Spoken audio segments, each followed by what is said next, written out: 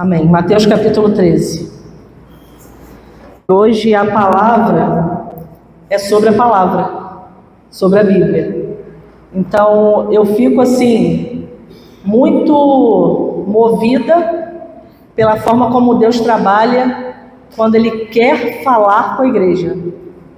Porque os louvores que eles cantaram, pelo menos ao meu ver, tem tudo a ver com a Bíblia, com a palavra que vai ser ministrada nessa noite.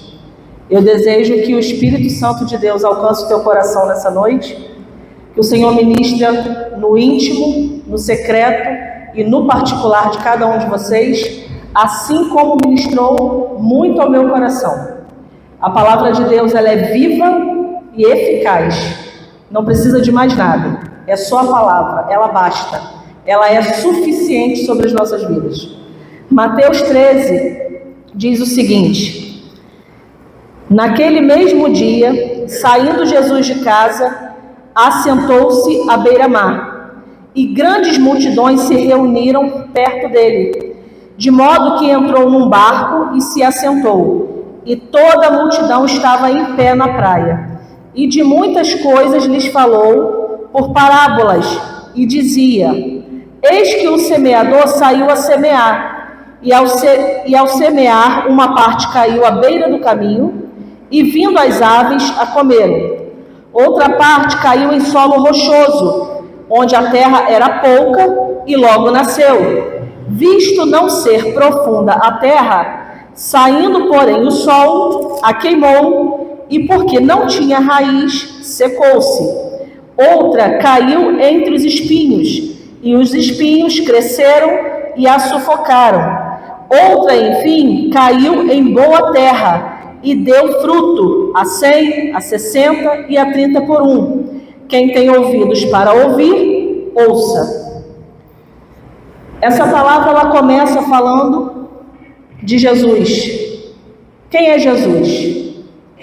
Jesus, segundo, quero até destacar alguns pontos aqui, a respeito de Jesus, num texto que define muito bem muita coisa que Jesus é e fez por nós. Isaías 53. Jesus é aquele que tomou sobre si as nossas enfermidades. Jesus, ele foi traspassado pelas nossas transgressões. Ele é o castigo que nos traz a paz. Estava sobre ele o castigo que nos traz a paz, e pelas suas pisaduras nós fomos sarados. Ele, Jesus, foi oprimido e humilhado. Ele foi levado ao matadouro e não abriu a boca. Ele foi cortado da terra dos viventes por causa da nossa transgressão. Jesus, meus irmãos, tem tantas qualidades e tantas definições que fica até difícil dizer. Mas Jesus é a necessidade que a igreja tem. Jesus é a paz que excede todo entendimento. Jesus é a nossa força. Jesus é o nosso esconderijo. Jesus é aquele que pagou um preço que nós não poderíamos pagar. Jesus é a resposta do amor de Deus por pecadores. Jesus é aquele que se entregou sem titubear. Jesus é aquele que nos fortalece dia após dia. Jesus é aquele que nos acompanha dia após dia. Jesus é aquele que nos amou de tal maneira. Jesus é tudo o que eu e você precisamos. É tudo o que a igreja precisa. Jesus é a estrela da manhã. Ele é o começo de todas as coisas. Jesus é o Verbo encarnado. Jesus é o Filho de Deus. Jesus era, Jesus é e Jesus sempre será. E a igreja não pode se esquecer disso, de forma alguma, porque Jesus é a base da igreja. Jesus é quem sustenta a igreja, porque se não fosse Jesus, a igreja acho que nem estaria aqui. Jesus é tudo que a igreja necessita. E esse texto então começa falando de Jesus, né? Ele sai de uma casa, ele vai lá para o mar, para a beira do mar, e o texto continua falando e começa a falar de uma multidão. A multidão que estava ali observando Jesus, esperando que ele ensinasse. E o Espírito Santo, ele tem ministrado muito ao meu coração nos últimos tempos sobre as multidões, e ministrou muito mais nesse texto. Então veja só, por onde Jesus passava, você pode percorrer aí os evangelhos, você vai ver que por onde Jesus passava, ele arrastava uma multidão. Em muitos textos que você lê, você vai ver uma multidão seguia Jesus, uma multidão ia atrás de Jesus, uma multidão apertava Jesus, comprimia Jesus, né? Sempre havia uma multidão, seja por curiosidade, seja por necessidade, sempre haverá alguém atrás de Jesus. Sempre haverá, mesmo que seja por curiosidade, sempre haverá. Mas muitos querem Jesus porque têm necessidades. E quantas necessidades nós temos, não é mesmo? Se eu fosse passar o microfone aqui para dizer, você tem alguma necessidade? Você tem? Eu acho que quase que a igreja toda ia dizer, eu tenho uma necessidade. Necessidades estas que às vezes a pessoa até reconhece, só Jesus pode resolver. Não é? Quantas vezes a gente não se ouviu, não se pegou falando isso? O meu problema, a minha questão, a minha necessidade, só Jesus pode resolver. Só que Jesus não é só alguém que tem que resolver as nossas necessidades, que tem que nos suprir nas nossas necessidades. Jesus é a transformação que nós precisamos viver todos os dias. Essa é a representação de Jesus. A mudança, a transformação que eu, você, Igreja de Cristo, precisamos viver todos os dias. Colossenses 2,4 diz assim: tendo cancelado o escrito de dívida que era contra nós, e que constava de ordenanças, o qual nos era prejudicial, removeu inteiramente, cravando-o na cruz. O ato de Jesus na cruz e tudo aquilo que representou a crucificação não nos isenta das nossas responsabilidades e muito menos dos nossos deveres enquanto igreja. Qual é a grande sacada de Satanás hoje contra a própria igreja, contra os novos convertidos, contra aqueles que estão chegando agora? Dizer a você, ele já fez tudo, você não precisa fazer nada, né? Já falei isso aqui muitas vezes e vou continuar dizendo todas as vezes que o Espírito Santo mandar, porque a gente precisa ser tentado para isso. Por quê, meus irmãos? Não é porque Jesus pagou o preço na cruz que você não tem que fazer mais nada, que eu não tenho que fazer mais nada. Nós não estamos isentos das nossas responsabilidades. A Bíblia é cheia de mandamentos para a igreja e elas precisam ser cumpridas. Jesus é a mudança, é a transformação, mas para viver essa transformação, eu já vivo automaticamente só porque ele foi crucificado na cruz? Não. A crucificação trouxe de volta um acesso que outrora foi feito, foi interrompido por causa do pecado do homem. Quando Jesus vai à cruz, o véu do templo se rasga e nós, pecadores, que por causa disso ele foi para lá, nós voltamos a ter acesso ao Pai.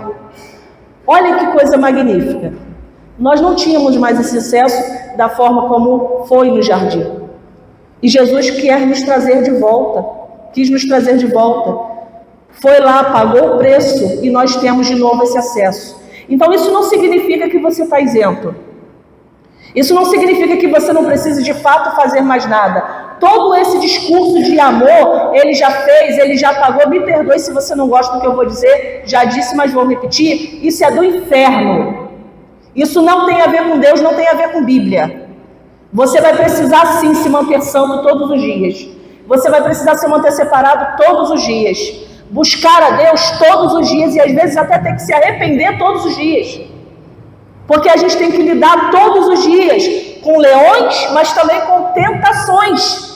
Coisas que você não imagina que vai acontecer para te tirar do caminho e acontece, e daqui a pouco você tem que ou se humilhar, ou se arrepender, ou lutar contra aquele leão como um guerreiro do Senhor para permanecer na presença. Porque permanecer na presença não é fácil, com todas as investidas do mundo, com tudo que Satanás tem feito e tentando fazer ainda dentro da igreja, usando bocas que parecem bocas de profeta, mas são bocas de profetas de Baal, que nada tem a ver com a palavra de Deus, que estão te instruindo, te ensinando e também te empurrando para o inferno. Nós precisamos nos atentar. Satanás não está brincando com a igreja. A igreja que esqueceu de ser igreja e está tentando viver ao seu modo, sem cumprir a palavra, sem se deleitar na palavra. Medita nela dia e noite, é o que o Salmo 1 diz. Antes o meu prazer está na lei do Senhor. Se o teu prazer deixou de estar na lei do Senhor, mas no mundo, tem alguma coisa errada. Então nós precisamos voltar a nossa atenção para o que a palavra nos ensina, para que a gente não caia nas armadilhas de Satanás. Então veja bem, fazer parte de uma multidão não faz de você íntimo de Jesus. Fazer parte de uma multidão muito menos representa que você esteja vivendo os ensinamentos, esteja vivendo o que a palavra manda você viver, o que a palavra me manda viver. Não significa isso. Nós nos enganamos muitas vezes porque tem um monte de gente e a gente olha e a gente pensa, uau, olha só, é tudo por Jesus, tudo por Jesus. Jesus é a transformação que eu e você precisamos viver todos os dias. Se no meio da multidão, quando eu sair dela e for para a minha realidade, eu não viver do arrependimento, da humilhação, da busca, da entrega e da santidade, da renúncia às coisas desse mundo, então Jesus não é o que a minha boca está dizendo que ele é. Porque a palavra de Deus me chama a coisas muito diferentes do que estão pregando por aí. E nós, igreja, precisamos abrir os nossos olhos espirituais, ouvidos espirituais, para nós compreendermos o que está acontecendo, porque a coisa está muito séria. E às vezes a gente até esquece, parece que não se atenta, que Jesus de fato vai voltar para buscar a sua igreja. E a gente fica deixando as coisas acontecerem.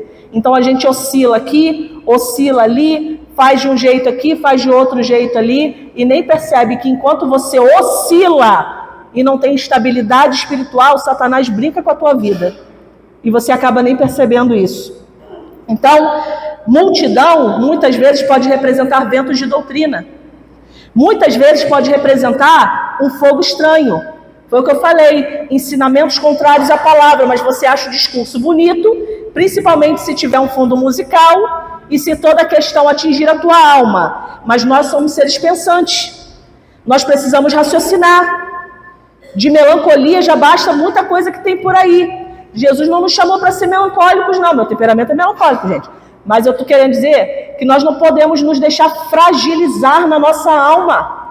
Quando eu olho para tudo que fazem por aí, fazendo você acreditar que você é a última Coca-Cola do deserto, eu me lembro de Efésios 6 e da armadura que está lá. Aí eu começo a falar com Deus, Senhor, se o Senhor botou uma armadura disponível ali, disponibilizou para a igreja, é porque o Senhor quer nos ver como guerreiros e não como filhos mimados que choram à toa, que reclamam à toa, que questionam tudo, que murmuram por tudo. Mimizentos, né? Como diz o mundo aí, mimizentos. Deus nos chamou para vestir a armadura de Efésios, porque a nossa luta não é contra carne e sangue, e nós também nos esquecemos que existe uma luta acontecendo. A gente está agindo e vivendo, às vezes, como se nada tivesse acontecendo ao nosso redor, porque o meme lá da internet não está dizendo o que está acontecendo. Porque a Netflix não está dizendo o que está acontecendo. E a gente está tão envolvido com tudo isso que está acontecendo no mundo, que a gente esquece de ser o guerreiro do Senhor na terra. A gente esquece de ser a igreja que veste a armadura. E a gente briga com os homens e esquece de brigar com Satanás. Ah, mas vou brigar com Satanás. Vai brigar sim. A Bíblia está mandando você vestir a armadura. E a Bíblia está dizendo que a tua luta não é contra carne e sangue. Então tem uma luta espiritual acontecendo sobre a nossa cabeça. Todos os dias e todas as horas. Também já disse isso aqui uma vez. Uma vez eu ouvi um pastor falando, se o cristão soubesse que todo culto é uma batalha espiritual para que você não esteja aqui, ele não entrava na igreja de qualquer jeito. Ele saberia para onde ele está indo. Ele entenderia o que vai acontecer ali dentro. Às vezes a gente trata essa reunião somente como uma reunião, como algo que faz parte da minha agenda da semana. Mas aqui é a concentração dos santos, da igreja de Cristo, onde a gente tem a oportunidade de estar em encontro com a palavra, de ser ministrado pelos profetas, de receber da parte de Deus a orientação que nós, igreja, precisamos para a gente não perecer nesse mundo, porque senão a gente perece. Mas olha algo interessante que Jesus nos mostra aqui. Jesus, ele conhece cada um de nós, meus irmãos. Não tem como se esconder de Jesus. Não tem como esconder o teu coração de Jesus. Não tem como esconder os teus pensamentos de Jesus. Não, você pode até, se alguém estiver perto, desligar o celular na hora. Aí a pessoa não viu, né? Ah, não viu. Mas Jesus viu, já era. Jesus viu. Jesus vê todas as coisas. Jesus conhece todas as coisas. Independente do número de pessoas. Ele conhece todas as coisas. Jesus, meus irmãos, ele conhece quem precisa de cura. No meio da multidão, ele sabe quem precisa de cura. Como ele sabia daquela mulher que há 12 anos sofria de um fluxo de sangue. E no meio da multidão, aquela mulher toca Jesus. E Jesus sente sair virtude, e ele diz, quem me tocou? E dizem para ele, como assim quem te tocou se a multidão está te comprimindo? E ele disse, mas eu senti sair virtude de mim. Tem muita gente sofrendo de hemorragias e nem sabe. Tem gente que já está hemorrágico há 5, 10, 12 anos, 20 anos e nem sabe. Cuidado com as hemorragias daqui de dentro, que estão te matando aos poucos, te enfraquecendo aos poucos. Jesus sabe quem na multidão precisa viver uma cura. Ele sabe, porque ele conhece cada um de nós. Jesus sabe quem no meio da multidão precisa viver um milagre. Como aquele cego, Bartimeu, do caminho lá. Quando Jesus passou com a multidão, ele viu aquele homem e ele falou, o que você quer? Eu quero ver. O que o cego vai querer? Quer ver. E Jesus o cura. A saber que a multidão tentou atrapalhar. A multidão tentou atrapalhar. Então não se iluda com a multidão. Porque às vezes a multidão pode representar que você permaneça na escuridão o resto da vida. Às vezes a multidão pode atrapalhar o seu milagre. E é por isso que para o crente, para o cristão, você precisa buscar a Deus todos os dias, independente da multidão. É por isso que a nossa realidade construída em Cristo, ela acontece daquela porta para fora e não aqui dentro. Você pode dizer, a palavra foi muito boa, não sei o quê. O que você vai fazer com ela, e eu vou falar sobre isso, é que vai mudar a sua vida. Não é o pregador pregando bem, não é o alto nível de teologia, não é a cara legal, não é a simpatia, não tem nada disso. Não é sobre isso. É sobre o que você vai fazer com o que você está ouvindo.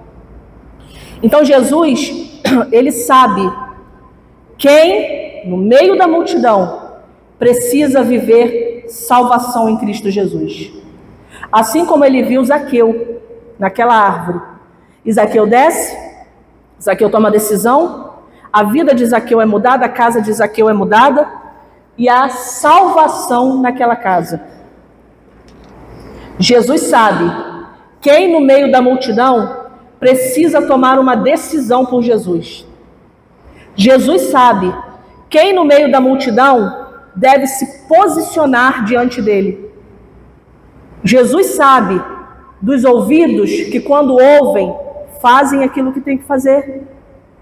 E não é somente um ouvinte, mas praticante da palavra. Então Jesus conhece. No meio da multidão, ele conhece o que precisa de cura. Ele conhece o que precisa de milagre. Ele conhece quem precisa decidir por ele ou voltar a ele. Ele sabe. Ele conhece. Então, só me achar aqui que eu me perdi. No verso 10 a 15, não precisa ler não, tá? Eu vou pedir para vocês não lerem aí, porque eu quero fazer essa leitura aqui na NVI, tá? Observe, preste bem atenção no que Jesus fala. Verso de 10 a 15 ainda de Mateus 13. Os discípulos aproximaram-se dele e perguntaram, por que falas ao povo por parábolas?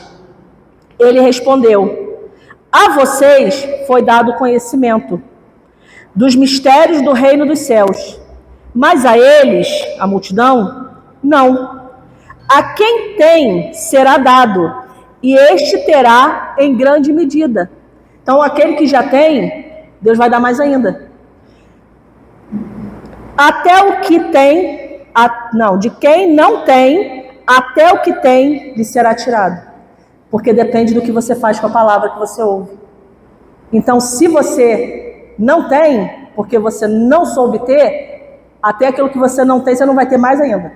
Vai ser tirado. Então, por essa razão, eu lhes falo por parábolas. Porque vendo, eles não veem. Ouvindo, eles não ouvem. Não entendem. Nele se cumpre a profecia de Isaías. Ainda que estejam sempre ouvindo, vocês nunca entenderão. Ainda que estejam sempre vendo, jamais perceberão. Pois o coração desse povo se tornou insensível, de má vontade. Ouviram com os seus ouvidos e fecharam os seus olhos. Se assim não fosse, poderiam ver com os olhos, ouvir com os ouvidos, entender com o coração, também mente, né? Coração e mente, e converter-se, e eu os curaria. Olha o que uma decisão faz. A gente está falando de uma multidão. Jesus estava falando da multidão. Você acha, né, que Jesus conhecia um por um no meio daquela multidão? Tinha gente que nem sabia que estava ali seguindo. Eu conheço a Alba há anos. Nós temos relacionamento há anos. Ela sabe muita coisa de mim, eu sei dela. Nós nos temos amizade. Mas eu posso dizer que eu conheço a Alba na sua totalidade? Ela pode dizer que me conhece na totalidade? Não, sabe por quê, meus irmãos? Porque nem a gente se conhece. Você pode dizer que você se conhece em tudo, em todas as coisas? Se uma barata voadora chegar e sair aqui no meio da igreja, tu vai dizer o quê? Como que você vai reagir? Te garanto que você não vai nem saber o que vai acontecer. Né? Provavelmente um vai gritar, o outro vai desmaiar, o outro vai pisotear o outro. É uma coisa de louco. Então a gente não se conhece. Você não pode dizer que você se conhece. Mas a palavra diz que Jesus nos conhece. Ele nos conhece. Jesus estava falando aos discípulos de uma multidão. Ele conhecia o coração de cada um. Ouvindo não ouve, vendo não percebem. Se assim não fosse, eles se converteriam e eles seriam curados. Olha o que é a sua decisão diante da palavra, diante de Jesus, que é a palavra. Olha o que faz. Aquilo que você decide diante da palavra ou com a palavra para a sua vida, determina a tua salvação e a tua cura. Mas depende somente de você, depende somente de mim. E a gente vai ver alguns tipos de coração, que é o que o texto de Mateus 13 nos traz. O texto de Mateus 13, no versículo 4, fala da semente que caiu à beira do caminho e as aves a comeram. A semente que foi lançada ali na beira do caminho e depois as aves comeram, representa o desprezo pela palavra. Ai, que coisa forte de se dizer. Não, é a palavra que está dizendo. É desprezo. Tem muita gente que, se a palavra não agradar, faz assim, ó, lança fora. E Satanás vem e rouba. E você perde aquela palavra. Você não entendeu que toda palavra, ela precisa chegar no seu coração e trazer transformação. Se ela é palavra, se está de acordo, se tem verdade aqui no que foi dito a respeito da palavra, ela precisa chegar. Não despreze a palavra. Não deixe a palavra pelo caminho. Não a jogue fora. Muita gente, infelizmente, não entende o valor, né, e a importância que a palavra tem. Mas o Espírito Santo de Deus quer nos trazer esse entendimento novamente. Para que diante da palavra, e isso está virando raridade, tá? Sabe aquele negocinho que a gente já ouviu aí pela internet? Eu peço a Deus que me leve à igreja mais próxima da palavra. Tá assim, meu irmão. Tá assim. Então a gente precisa tomar muito cuidado para não se afastar da verdade da palavra. Porque você não pode ouvir aquilo que você quer. Porque Deus, ele te conhece a tal ponto que às vezes você vai dizer assim: ih, passei na frente daquela igreja ali, vou entrar. Entrou, salvou. Porque Deus sabe, conhece você por dentro. E você recebeu a palavra, foi salvo. É o que a palavra faz conosco. Então, ouvir a palavra de Deus não pode ser um costume. Ouvir a palavra de Deus tem que ser a tua oportunidade de se parecer cada vez mais com Cristo. De se aproximar cada vez mais de Cristo. A realidade dos nossos dias não é uma série da Netflix. Ou nós vivemos pela palavra, ou nós praticamos a palavra de Deus, ou nós vamos morrer por causa de palavras que nada tem a ver com a palavra de Deus. Versos 5 e 6 fala da semente que caiu no solo rochoso. Rocha, pedra, representa o quê? Dureza, rigidez, resistência. E quantas pessoas resistem à palavra? Resistem à mudança que a palavra pode provocar em você. Quanta resistência. Como é difícil às vezes a gente ter que concordar e aceitar com aquilo que a gente não quer ouvir. Como é difícil às vezes ter que nos submeter, praticar, colocar na nossa vida diária aquilo que a gente ouviu, que a gente sabe que é de Deus, mas a gente cria aquela resistência. A gente endurece o coração. Muitas vezes porque a pessoa que está pregando não é quem você gosta. Muitas vezes porque o louvor não foi bom antes da palavra. E a gente cria o coração que resiste, o coração endurecido, o coração de pedra. Ele cria milhares de motivos para dizer: eu não fiz, eu não me dei, eu não me doei. Por quê? Não tem porquê. Não existe porquê. Se foi palavra, se é palavra de Deus, você precisa reconhecer que você que deixou o seu coração virar uma pedra diante da palavra do Senhor. Então veja só, aqui ainda sobre o solo rochoso. Diz que a terra era pouca, porque estava sobre a rocha, né? Então eu consigo até imaginar uma pedra com um pouquinho de areia assim em cima e a semente caindo. Aí diz que caiu nesse pouco de areia e logo ela nasceu. Isso me fez lembrar aquelas paixões do momento, aquela coisa passageira. Sabe aqueles negócios quando a gente volta do encontro? Que a gente volta, é tremendo, não sei o quê, vou mudar minha vida, vou falar de Jesus, vou fazer isso, vou fazer aquilo, blá, blá, blá, blá. Passa 2 semanas, a palavra diz, quando vem o sol, porque não tinha raiz, secou e morreu. Porque a palavra de Deus, ela precisa enraizar dentro de você. Ela precisa fazer parte da sua vida. Ela precisa encontrar morada. A palavra de Deus precisa encontrar no seu coração o trono que ela precisa sentar. Porque o trono que assenta a palavra é o trono que aceita Jesus. E é isso que a palavra precisa encontrar. Não viva de momentos. Não ache que porque o congresso foi bom e você acabou de chegar dele e está tudo lindo e maravilhoso, o ru é depois de 2 semanas. Tem que ter o ru depois que tudo acaba. Daqui a pouco o culto vai acabar. Porque se não acabar também a gente murmura, a gente reclama. Se passar 10, 15 minutos a gente está falando. A gente só não fala quando está no baile. Porque 5 horas da manhã é cedo para aquele que está fora de Cristo. Mas para viver da palavra, tudo é motivo de reclamação, meu irmão. A gente tem que ser realista. Quando é para Deus, a gente reclama de tudo. A gente reclama até se o bebedouro não estiver gelando. Mas no mundo a gente aceita qualquer imundície que Satanás dá. A gente não reclama da podridão que esse mundo está. A gente faz aliança com o inferno e nem percebe. E depois a gente quer agir como se fosse santo. E a gente não é. A gente precisa ser santo todos os dias. Tem que lutar todo dia. Tem que buscar todo dia. Então é uma luta diária, meu irmão. É uma briga diária, é constante. Então enraiza a palavra no teu coração. Não deixa ela secar, porque a adversidade vai vir. Tentação vai vir. Frieza vai vir. O desânimo vai vir. Vai vir.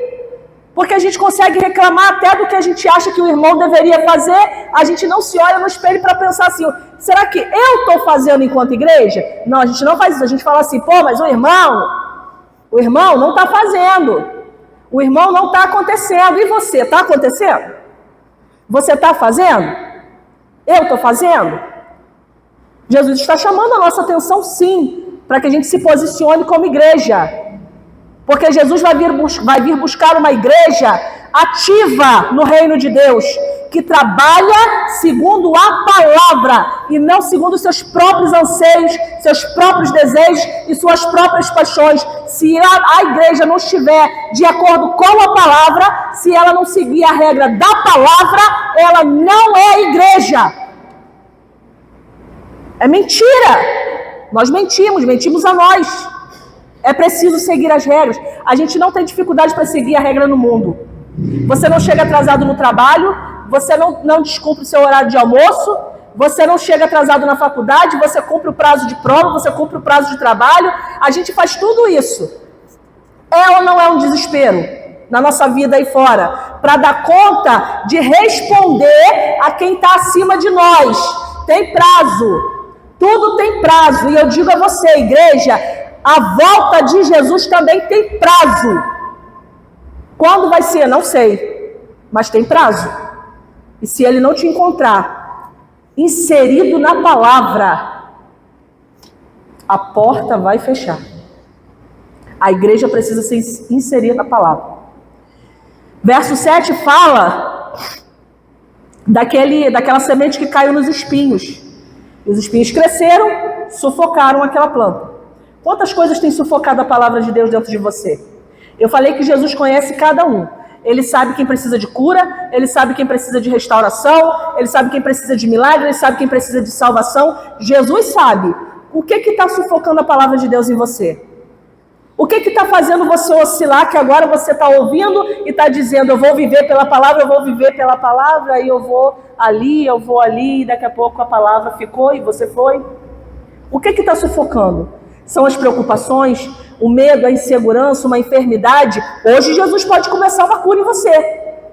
Se você quiser, hoje você pode sair daqui diferente de como você entrou. É oportunidade. E até as oportunidades passam. Mas hoje Jesus pode fazer uma obra grande na sua vida. O que está sufocando? Tem hemorragia acontecendo? Você está na escuridão como aquele cego? Você precisa entregar a sua vida a Jesus? Faz hoje.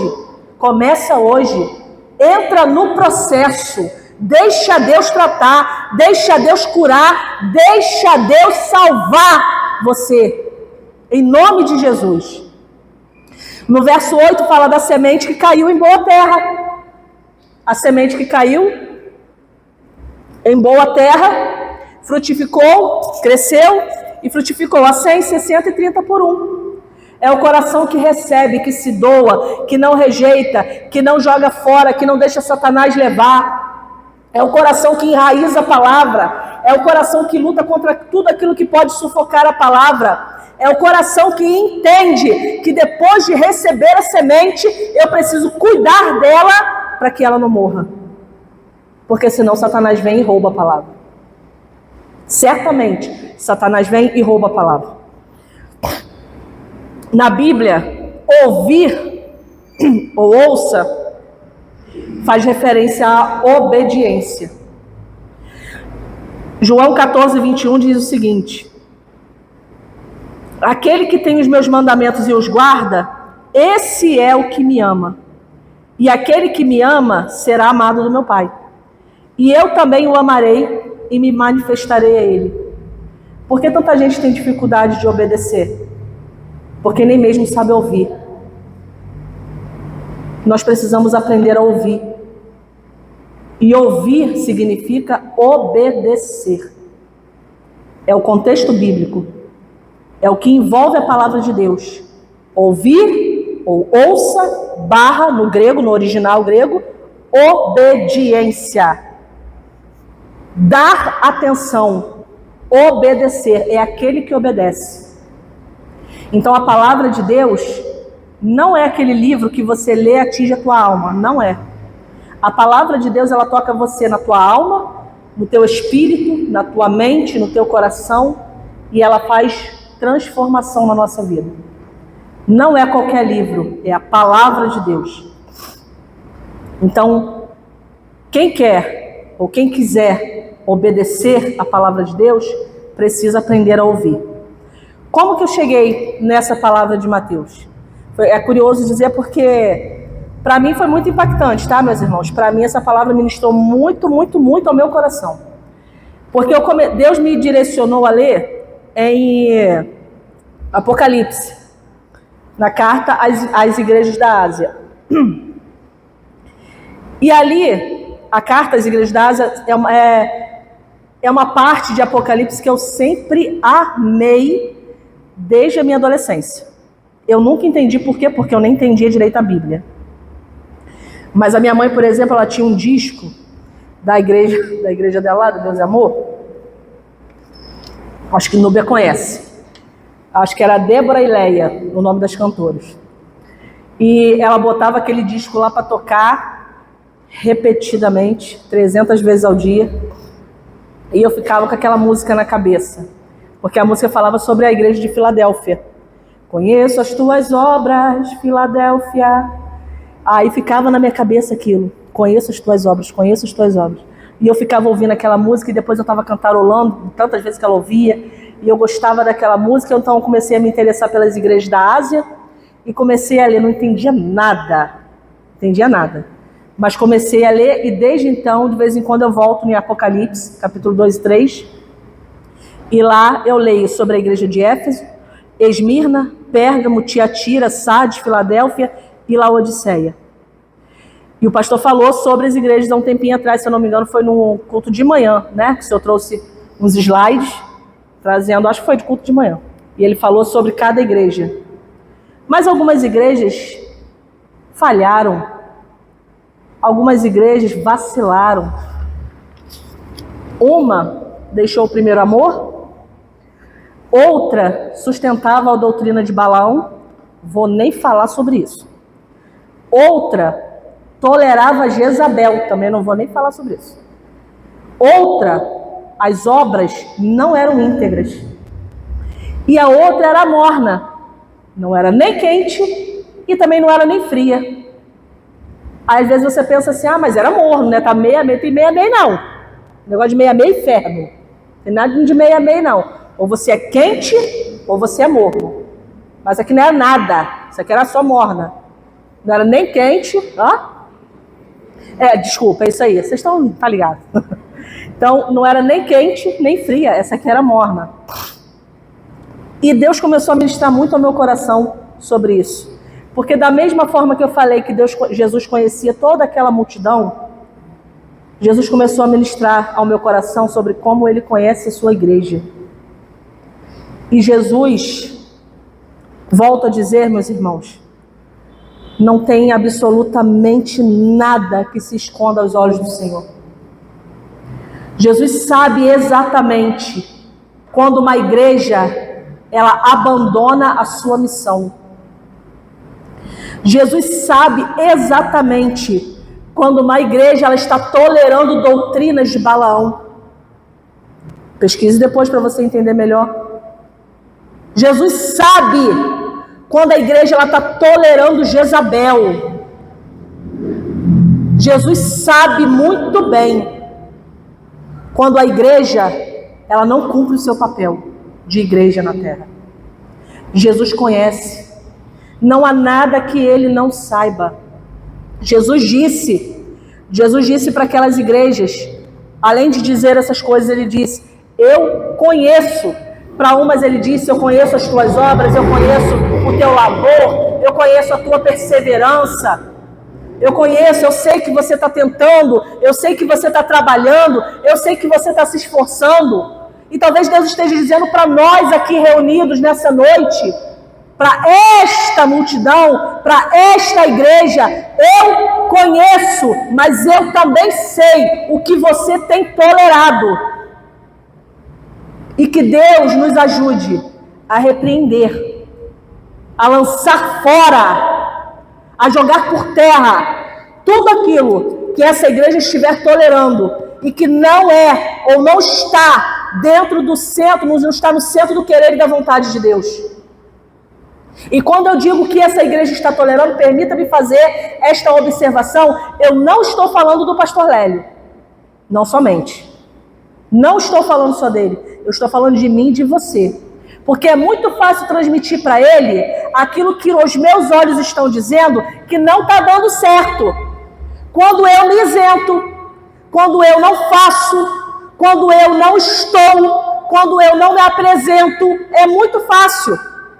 É muito fácil questionar e criticar aquele que bota o joelho no chão e que você nem vê que está botando.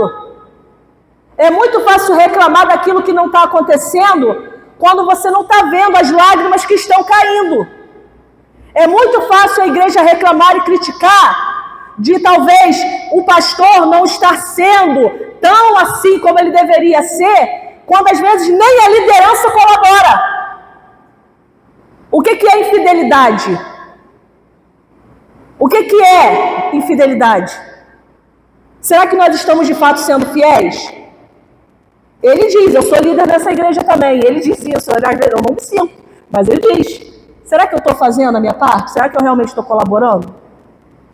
Será que eu realmente estou fazendo o que eu tenho que fazer? Ou eu estou esperando que Michele faça? Ou estou esperando que Fernanda faça?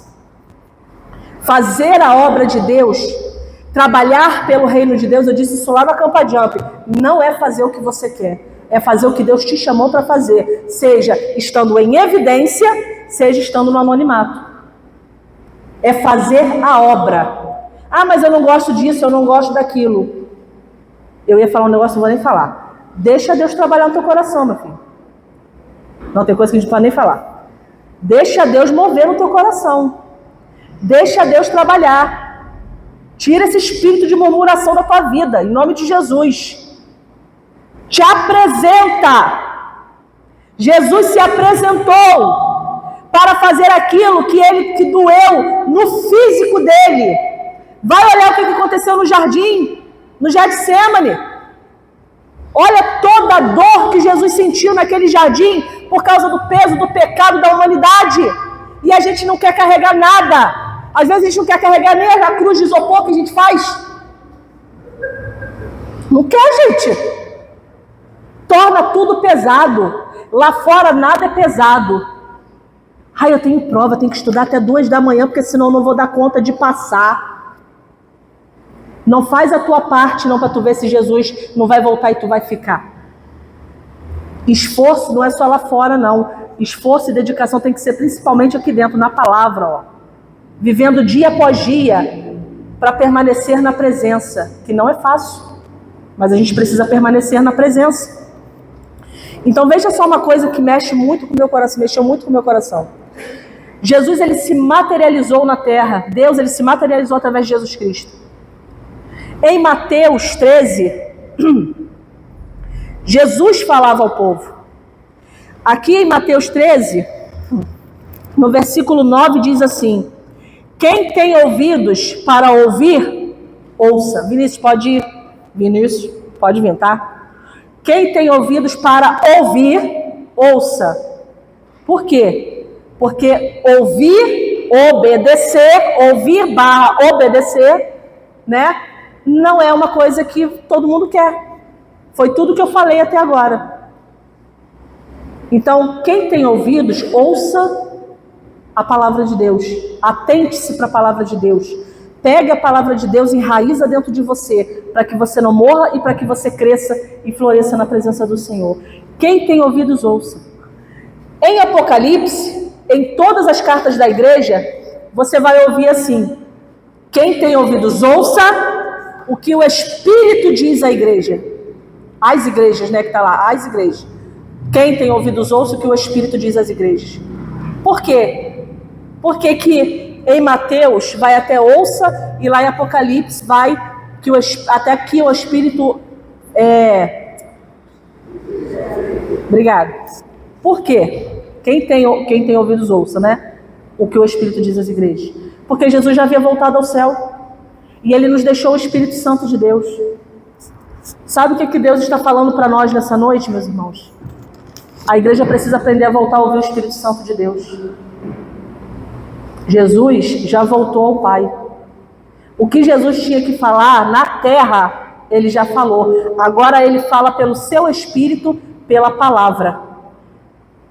Quer você aceite ou não, quer entenda ou não, é pela palavra. Revelação de Deus para nós, Igreja de Cristo.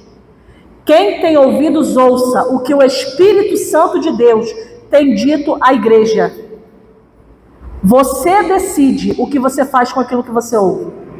Você pode desprezar a palavra, você pode rejeitá-la, você pode endurecer o seu coração para ela, é a sua escolha, é a sua decisão. Jesus não vai brigar com você por isso, ele vai lamentar.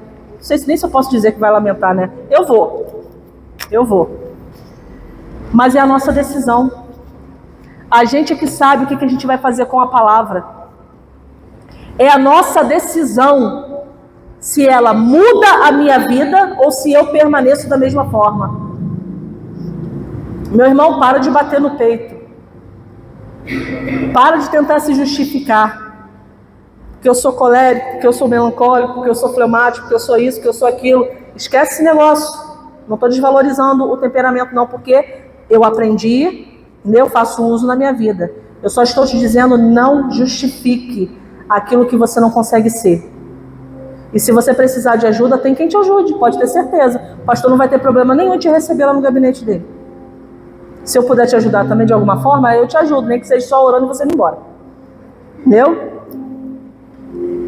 Faz a tua parte. Deixa a palavra entrar. Deixa a palavra mexer. Deixa a palavra mover. Deixa Jesus trazer cura sobre a tua vida. Curar essa hemorragia. Deixa Jesus tirar você da escuridão e abrir a tua visão novamente. Eu não estou falando de visão física, porque a palavra nos ensina acerca de todas as coisas. Eu estou falando de visão espiritual, que faz você entender quando o cenário político está um caos.